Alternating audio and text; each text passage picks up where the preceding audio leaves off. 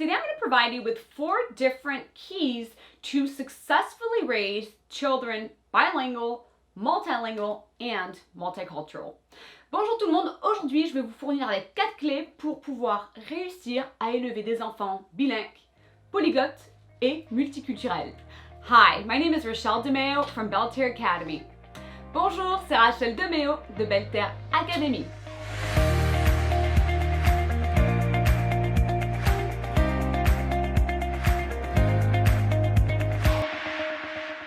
So the first thing you want to do is speak to them exclusively in another language. So what I mean by that is if you already speak another language that's not spoken in the country that you live in, speak to them exclusively in that language. Donc la première chose, c'est que vous allez commencer à leur parler dans une autre langue. C'est-à-dire que si vous parlez une autre langue que la langue qui est parlée dans le pays où vous habitez, vous allez leur parler une autre langue. So if it's your native language, that's obviously a huge plus because they will easily have the accent.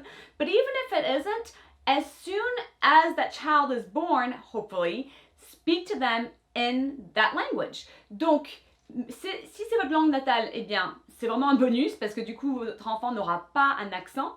Mais même si ce n'est pas votre langue natale, eh bien, parlez-leur dès leur naissance dans cette langue. So, I'll give you a couple examples of that and how you could do that. But you may know a little bit my story, and I'll very quickly abbreviate it because you might have heard it before. Donc, je vais vous donner quelques exemples, mais j'aimerais juste abréger un petit peu ma propre histoire. Vous la connaissez peut-être, donc je vais vraiment résumer un minimum. So, I was born and raised in southern France by English-speaking parents. They only spoke to me in English, which is why I don't have an accent in English or in French, because I was born and grew up in France. Donc pour moi, je suis née dans le sud de la France de parents anglophones. Mes parents ne me parlaient que en anglais, et c'est grâce à eux en fait que je n'ai ni un accent en anglais ni un accent en français parce qu'ils ne me parlaient qu'en anglais à la maison. Mais comme je suis née et que j'ai grandi en France, eh bien j'ai appris le français en habitant là-bas. So thanks to them, that's the way I was raised. Now I'm raising my children in a very similar way. I only speak to them in French, but we live in the United States. Donc maintenant, moi, je fais un peu le contraire avec mes enfants parce que je leur parle qu'en français, sachant que nous habitons actuellement aux États-Unis. So if you're able to, even before you have kids or when your children are born, only speak to them in that target language. Donc, du coup, vraiment essayez de leur parler, même réfléchissez avant leur naissance, mais de leur parler que dans cette langue dès leur naissance. If you don't speak another language, possibly your partner or spouse does, and they could speak to them in that other language. Donc, si vous ne parlez pas une deuxième langue ou une autre langue, peut-être que vous avez un partenaire, un conjoint, un époux qui parle une autre langue, qui pourrait leur parler. And you guess that you could technically, if you have this situation going on, you could speak a language, your partner's spouse could speak a language, and then they would learn the language that's spoken in the country you live in. Donc, et puis vous y avez peut-être pensé, mais peut-être que vous pouvez, si cette situation s'applique à vous, ben faites-le. Vous pouvez leur parler en une langue, votre conjoint époux dans une autre langue, et ils apprendront la langue qui est parlée dans le pays, parce que tout est autour de vous. Or possibly you just have a grandparent or family member that speaks another language, and so just really push that they really only speak to them in that language. Ou peut-être que vous avez un grand-parent, un membre dans votre famille qui parle une autre langue, et il faut vraiment leur pousser de pouvoir parler dans une autre langue. For instance, I started a organization called Flamme San Diego where we provide French classes for French-speaking kids. And one of the students that we accepted in the program, Giselle, her grandmother only spoke to her in the language, in French, and so that's why she speaks it, even if her parents don't. Donc, j'ai lancé une association non-profit qui s'appelle Flamme San Diego, où en fait on fournit des cours de français pour enfants qui parlent français, donc des enfants francophones. Et dans le programme, en fait, on a accepté une petite Giselle. Sa grand-mère lui parlait en français alors que ses parents ne le parlent pas. So definitely speaking the language is the first thing, but that's very little in comparison to what you really need to do if you want your kids to speak the language fluently. Donc leur parler la langue, c'est génial, mais il faut faire bien plus que ça si vous voulez que vos enfants parlent la langue couramment. The second thing you want to do is submerge your children as much as possible with that language or languages. Donc, deuxième chose, c'est vraiment de submerger, d'immerger vos enfants dans la langue en question ou dans les langues en question. So it's really the little things that you do from what they watch on TV, what they play as games, interactions that they have, podcasts, all of that will help them be fluent. Donc en fait, c'est vraiment les petites choses que vous pouvez faire, c'est-à-dire les musiques qu'ils écoutent, ce qu'ils regardent à la télé, les jeux qu'ils jouent, même les podcasts qu'ils écoutent.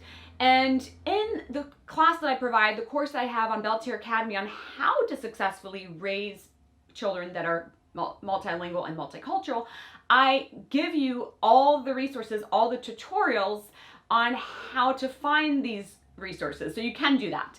Donc, et dans la formation que je propose à Belle Terre Academy, eh bien, je vous propose des tutos, des tutoriels justement pour pouvoir trouver ces ressources, pour pouvoir vraiment submerger votre enfant de la langue.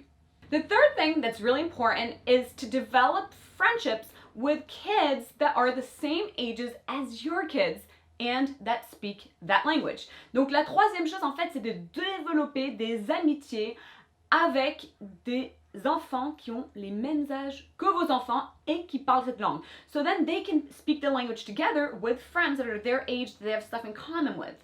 Donc comme ça, ils peuvent parler dans cette langue et faire des activités en utilisant cette langue avec des enfants qui ont les mêmes centres d'intérêt. So that's what I've established for my kids, and they have different pen pals and that they communicate with, mostly in French, a couple of times, but usually it's mostly in French because that's what we really focus on. Donc c'est ce que j'ai fait avec mes enfants, c'est qu'en fait ils ont des correspondants, ils ont pas mal qui sont français, quelques-uns qui sont italiens, mais vraiment je me focalise plus sur le français, donc le français.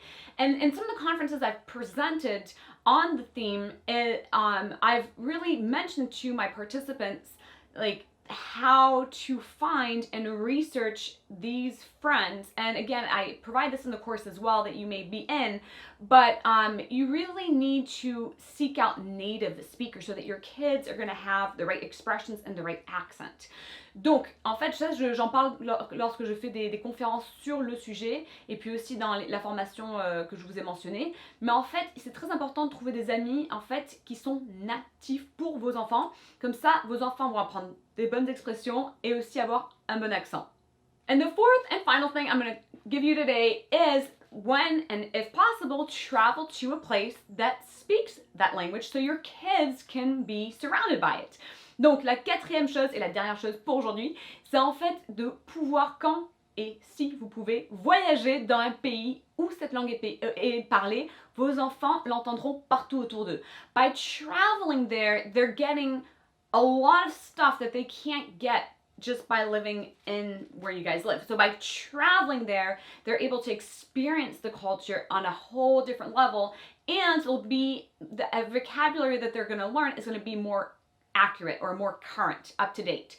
Donc en voyageant dans un pays qui parle la langue, vous allez pouvoir vraiment démontrer la culture à vos enfants parce qu'ils vont vraiment voir la culture pour eux-mêmes et ils vont pouvoir apprendre pas mal de choses, c'est-à-dire même niveau langage, avoir un langage plus courant, des expressions qui sont vraiment courantes et des expressions vraiment mises à jour, entre guillemets.